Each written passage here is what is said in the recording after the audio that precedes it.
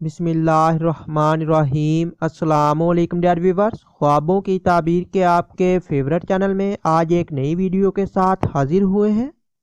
آج ہم آپ کو خواب میں نماز کا سجدہ کرنے کی تعبیر بتائیں گے۔ جس نے خواب میں دیکھا کہ اس نے رکوع کیا اور سجدہ کیا اور اللہ تعالیٰ کے لیے نماز پڑھی تو وہ اللہ تعالیٰ کے لیے عاجزی اختیار کرے گا اور تکبر سے بری ہوگا اور اللہ تعالیٰ کے مقرر کردہ حدود اور فرائض کو قائم کرے گا، بہت زیادہ نماز پڑھے گا اور دین اور دنیا میں جس کی بھی خواہش کرے گا وہ اسے بہت جلدی ملے گی۔ اگر اس کا کوئی دشمن ہے تو وہ اپنے دشمن پر غالب آئے گا۔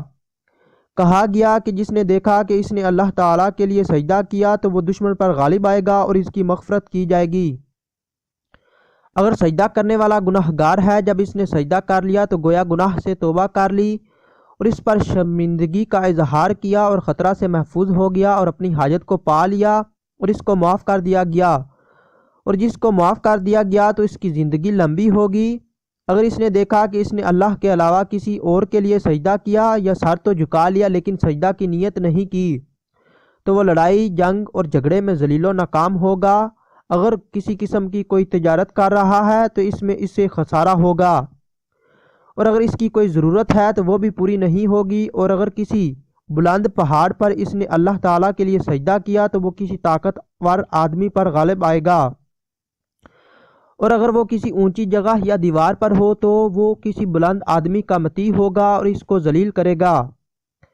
اور نیند میں سجدہ کرنا اللہ تعالیٰ پر ایمان اور گناہ گار سے توبہ کی علامت ہے، اور بعض دفعہ خواب میں رکوع اور سجدہ کرنا حج پر بھی دلالت کرتا ہے، اور بعض دفعہ خواب میں سجدہ کرنا سنت کے اتباع پر اور جنت کے اندر حضرت محمد صلی اللہ علیہ وسلم کی صحبت پر دلالت کرتا ہے۔ اور خواب میں سجدہ کرنا کامیابی کی بھی دلیل ہے، اور جس گناہ میں وہ واقع ہے اس سے توبہ کی علامت ہے اور زندگی لمبی ہونے کی بھی دلیل ہے اور خطروں سے نجات ہے، اور سجدوں پر بھی دلالت کرتا ہے اور نصرت اور کامیابی کی بھی دلیل ہے، اور معاملات میں یہ اصلاح کی علامت ہے۔ اور بعض دفعہ سجدہ کرنا دلالت کرتا ہے ایسی نعمت پر جسے اللہ تعالیٰ نے دیکھنے والے پر کی ہو،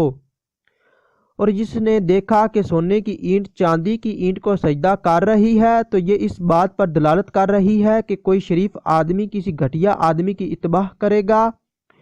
اور جو صلیب کو سجدہ کر رہا ہے تو وہ کسی منافق قوم کی تابعداری گانا بجانے کے آلات میں کرے گا۔ اگر یہ ویڈیو اچھی لگے تو اسے لائک اور شیئر کیجئے، اور مزید اچھی ویڈیوز کے لیے ہمارے چینل کو لازمی سبسکرائب کیجئے۔ السلام علیکم۔